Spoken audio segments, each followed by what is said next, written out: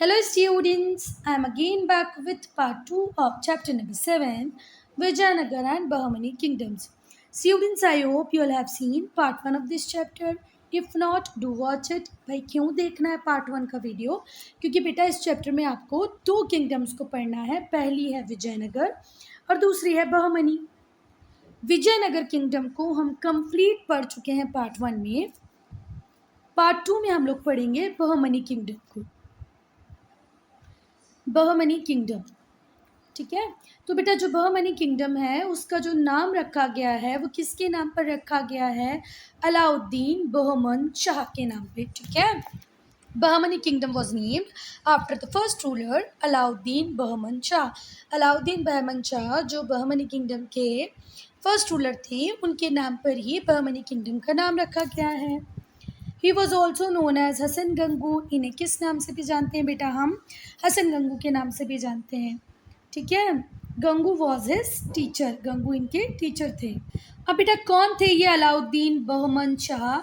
ये ऑफिशियल थे अंडर मोहम्मद बिन तुगलक. जब मोहम्मद बिन तुगलक का रीन था, जब मोहम्मद बिन तुगलक रूल कर रहे थे, दिल्ली सल्तनत का रूल चल रहा था, उस टाइम में अलाउद्दीन बहमन शाह इनके एक ऑफिशियल थे.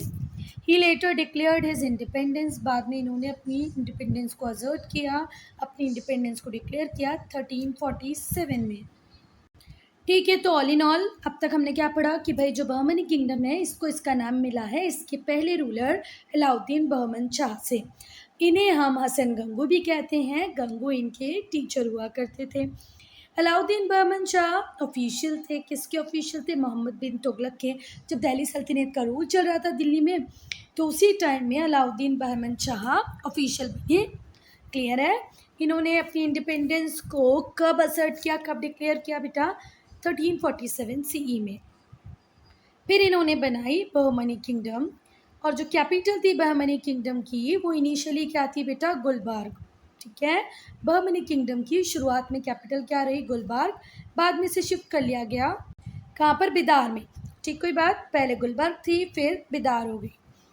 जो किंगडम थी उसने 180 ईयर्स रूल किया, ठीक है. 1347 से लेकर के 1527 तक कितने साल रूल किया बहमनी किंगडम ने? 180 ईयर्स, 180 साल. कब से रूल स्टार्ट किया? तो 1347 से रूल स्टार्ट किया. कब तक चला? 1527 तक. 18 रूलर्स ने रूल किया है बहमनी किंगडम के ऊपर. 18 rulers rule the kingdom. 3 people were the most powerful. पर इनमें से 3 बहुत ज़्यादा पावरफुल थे. अगर हम बहमनी किंगडम की हिस्ट्री की बात करें तो 3 रूलर्स बहुत ज़्यादा इंपॉर्टेंट थे जिनके नाम हैं अलाउद्दीन बहमन शाह जिन्होंने इस किंगडम को बनाया, दूसरे महमूद गवन और तीसरे फ़िरोज़ शाह बहमानी, ठीक है. 3 का नाम आप याद रखेंगे, अलाउद्दीन बहमन शाह, महमूद गवन और तीसरे फ़िरोज़ शाह बहमानी.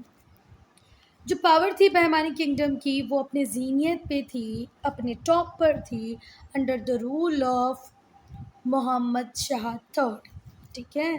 तो 3 इंपॉर्टेंट रूलर के नाम बताएंगे अगर पूछे गए तो. अलाउद्दीन बहमन शाह, महमूद गवन, फ़िरोज़ शाह बहमानी.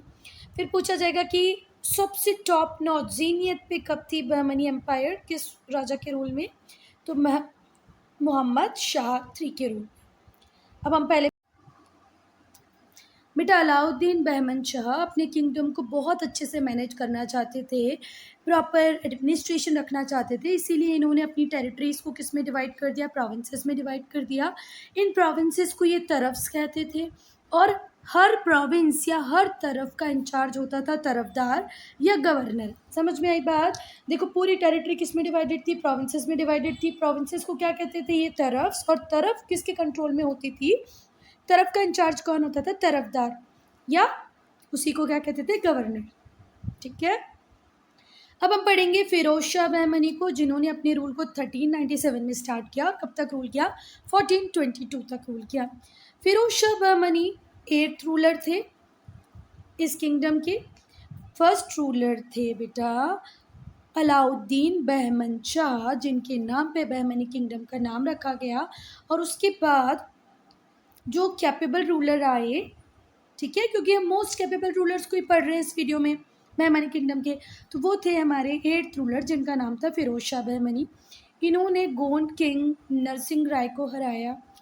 इन्होंने विजयनगर किंगडम्स को भी 2 बैटल में हराया और रायचूर दोआब को कनकर कर लिया। ठीक है, अगर आपने वीडियो का पार्ट 1 देखा होगा, इस चैप्टर का पार्ट 1 देखा होगा, तो आपको पता होगा रायचूर दोआब क्या होता है। दोआब को बोलते हैं 2 नदियों के बीच वाला जो रीजन होता है, region between 2 reverse is called Doab. और यहाँ पर इन 2 किंगडम्स के बीच में रायचूर दोआब आता था। तो रायचूर दोआब के ऊपर कंट्रोल भी किया फ़िरोज़ शाह बहमनी ने। तो फ़िरोज़ शाह बहमनी 8th रूलर थे इस किंगडम के। इन्होंने गोंड किंग नरसिंह राय को हराया। He defeated the king of Vijayanagar in 2 battle, 2 battle में विजयनगर के किंग्स को भी हराया और उन्हें ओवरथ्रो किया। और किसको जीत लिया, किसको कनकर कर लिया, रायचूर दोआब को।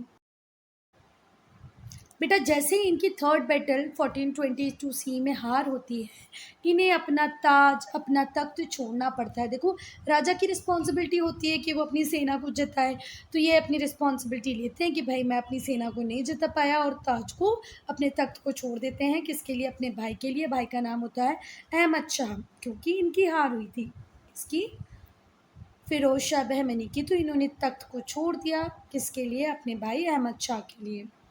फ़िरोज़ शाह को बहुत ज़्यादा इसलिए जाना जाता है क्योंकि ये बहुत ही लर्न मैन थे, पोएट थे, देन अ रूलर। रूलर तो थे ही थे बेटा, साथ ही साथ बहुत ज़्यादा इनको नॉलेज था, लर्न मैन थे, पोएट भी थे। इनकी मास्टरी थी ओवर सेवरल लैंग्वेजेस, बहुत सारी लैंग्वेजेस इन्होंने सीखी हुई थी। इन्हें पर्शियन लैंग्वेज आती थी, अरबिक आती थी, टर्किश आती थी, तेलुगु आती थी, कन्नड़ और मराठी। कितनी लैंग्वेजेस आती थी, 1 2 3 4 5 6 लैंग्वेजेस को जानने वाले थे ये हमारे फ़िरोज़ शाह। एक अच्छे पोएट भी थे। कौन कौन सी लैंग्वेज इन्हें आती थी, Persian, Arabic, Turkish, Telugu, Kannada and Marathi. He invited scholar to his court, ये बार बार अपने कोर्ट में स्कॉलर्स को इन्वाइट करते थे, डिबेट्स हुआ करते थे इनके कोर्ट में। Deccan became a cultural centre under him, और जब फ़िरोज़ शाह का रूल चल रहा था तो डेक्कन कल्चरल सेंटर बना। अब हम पढ़ेंगे अहमद शाह को। बेटा जो अहमद शाह थे, उन्होंने बदला लिया अपने भाई की हार का। He defeated and ransacked the city of Vijayanagar. Ahmad Shah ने अपनी भाई के हार का बदला लिया और पूरी तरीके से हरा दिया विजयनगर एम्पायर को। रैंसैक करने का मतलब होता है पूरी तरह तोड़ फोड़ देना। ठीक है, he transferred the capital from Gulbarga to Bidar, और अहमद शाह ही थे जिन्होंने कैपिटल को शिफ्ट किया। पहले बहमनी किंगडम की कैपिटल हुआ करती थी गुलबर्ग, उसको बाद में वो कहाँ ले आए, बिदार ले आए। ठीक है, अहमद शाह ने अवेंज किया, बदला लिया अपनी भाई की हार का, हरा दिया विजयनगर एम्पायर को, डिफीट किया विजयनगर एम्पायर को, रैंसैक पूरी तरह तोड़ फोड़ दिया सिटी को, विजयनगर को। और फिर इन्होंने अपनी कैपिटल को भी शिफ्ट किया गुलबर्ग टू बिदार। अब हम पढ़ेंगे महमूद गवर्न को। महमूद गवर्न ने रूल स्टार्ट किया 1463 में और कब तक रूल करते रहे, 1481 सी तक। महमूद गवर्न पर्शियन मर्चेंट थे। कौन थे बेटा, पर्शियन मर्चेंट, पर्शिया कंट्री जो है उसके मर्चेंट थे महमूद गवर्न। बेटा अगर हम पर्शिया की बात करें तो पर्शिया आज का ईरान है। ठीक है, पहले ईरान वाला जो एरिया था उसे पर्शिया के नाम से जानते थे। तो महमूद गवान कौन थे, पर्शियन मर्चेंट्स थे। पर्शियन मर्चेंट थे, कहाँ से आए थे बेटा, ईरान से आए थे। ठीक, कोई बात, महमूद गवान पर्शियन मर्चेंट थे, पर्शिया बोले तो आज का Iran. He came to India in 1460 में इंडिया आए।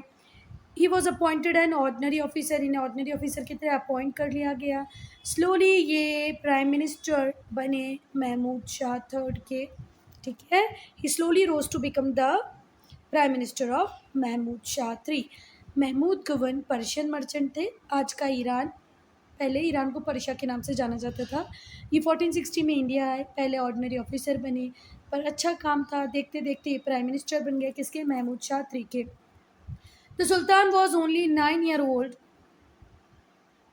therefore govern became the real ruler। देखो गवर्न उस टाइम पीएम थे और सुल्तान की एज सिर्फ 9 ईयर थी, तो ऑब्वियसली बात है कि सारा रूल कौन कर रहे थे, govern. He made kingdom very powerful, इन्होंने किंगडम को बहुत पावरफुल, बहुत प्रॉस्पर बनाया। उड़ीसा के रूलर्स को हराया, कोंकण के रूलर को हराया।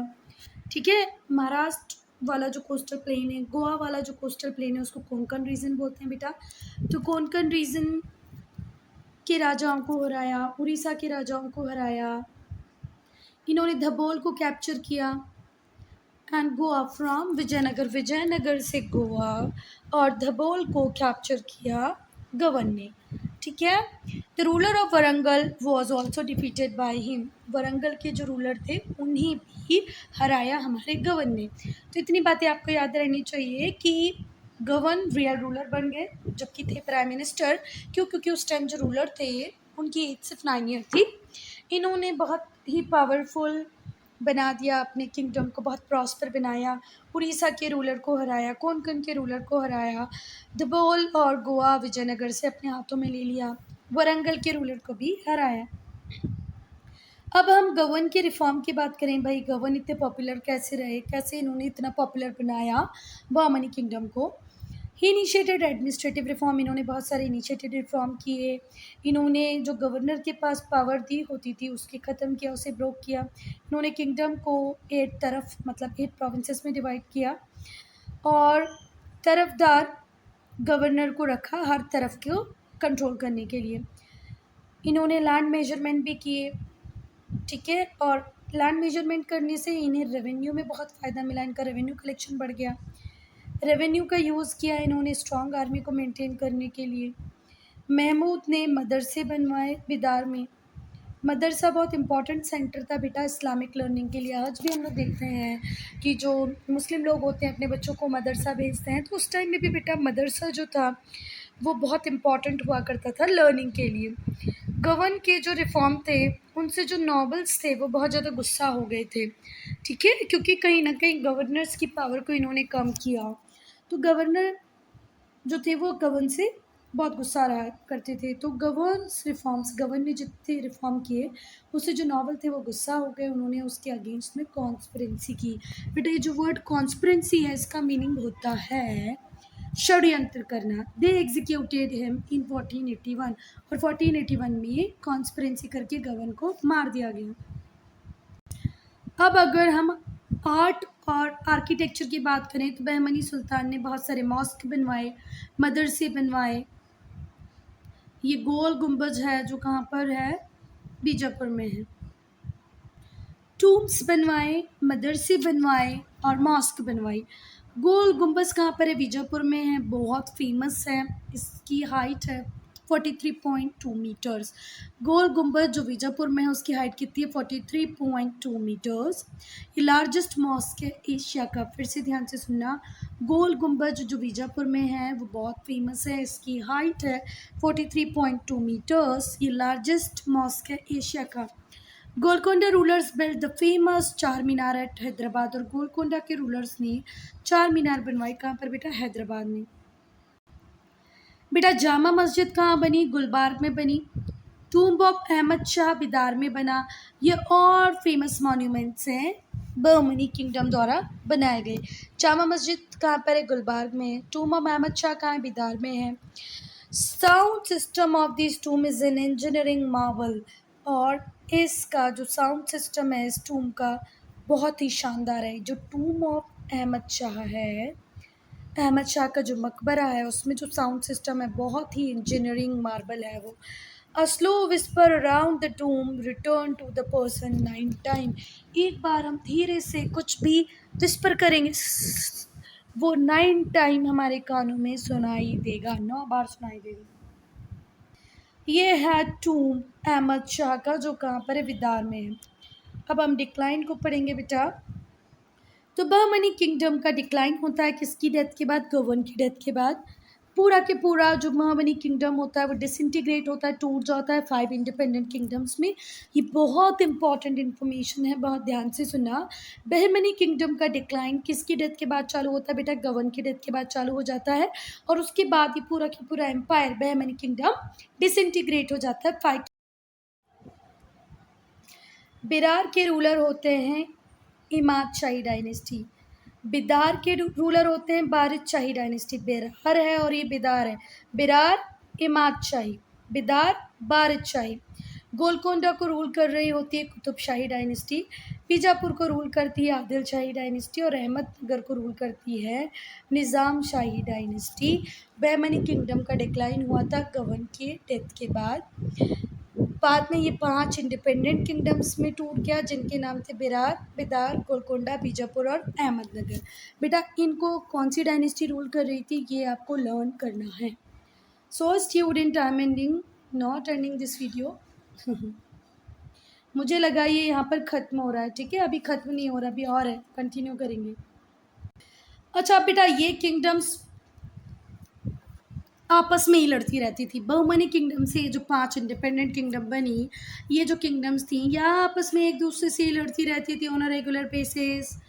बाद में जब आप आपस में लड़ते हो तो इसका फ़ायदा कोई तीसरा उठाता है। किसने उठाया यहाँ पर? मुगल्स ने। अब हम देखेंगे कि विजयनगर और बहमनी में कन्फ्लिक्ट क्यों थे भाई। बहुत सारे रीज़न थे हिस्टोरियंस जिनको बताते हैं। हम कुछ प्रोमिनेंट को डिस्कस करेंगे। पहला, दोनों ही बहमनी किंगडम भी और विजयनगर किंगडम दोनों ही रायचूर दोआब पे कंट्रोल करना चाहते थे। ये जो रायचूर दोआब था ये कृष्णा और तुंगभद्रा रिवर के बीच में था और यहाँ पर बहुत ही फर्टाइल प्लेन थे, कुछ भी ग्रो करो बहुत अच्छे से ग्रो होता था। तो बहमनी किंगडम कहती थी ये हमारे पास रहे और विजयनगर चाहता था कि वो उनके पास रहे। Both wanted to keep hold on Golconda at its diamond mines. बेटा उस टाइम में क्या छोड़ो, चलो गोलकोंडा में है डायमंड माइंस, तो वो डायमंड माइंस पे कंट्रोल रखने के लिए विजयनगर भी और बहमनी भी गोलकोंडा को कंट्रोल करना चाहते थे। ठीक है, क्यों गोलकोंडा को कंट्रोल करना? क्योंकि गोलकोंडा में थी डायमंड माइंस। जो कोंकण कोस्ट था ये एक और रीज़न था कॉन्फ्लिक्ट का, क्योंकि यहाँ पर भी फर्टाइल लैंड है, सी पोर्ट भी था गोवा का। ठीक है, हमको पता ही था कि पोर्तुगीज़ इस टाइम तक इंडिया आ गए थे, इंटरनेशनल ट्रेड हो गया था, तो ये लोग सी पोर्ट पे भी अपनी पकड़ रखना चाहते थे। तो कोंकण कोस्ट एक दूसरा रीज़न बना कन्फ्लिक्ट का। यहाँ पर ज़मीन तो फर्टाइल थी पर ये एक इंटरनेशनल पोर्ट की तरह भी जाना जाता था। उस टाइम में पोर्तुगीज़ इंडिया आ गए थे, अच्छा खासा इंटरनेशनल ट्रेड हो रहा था, तो कोंकण कोस्ट बहुत प्रॉफिटेबल था। दोनों कंट्रोल करना चाहते थे और लड़ते थे। कृष्णा गोदावरी दोआब भी बहुत ज़्यादा फर्टाइल था, इस पे भी बहुत सारे पोर्ट थे और विजयनगर चाहता था कृष्णा गोदावरी दोआब मेरा हो जाए, बहमनी चाहते थे मेरा हो जाए, दोनों इसके ऊपर कंट्रोल करना चाहते थे। Now student, I am ending this video here. Only if you have any doubt, any problem to write in comment section. अगर कोई सजेशन देना है तो आप दे सकते हैं। क्विक रिवीजन हम डिस्कस करेंगे सेपरेट वीडियो में।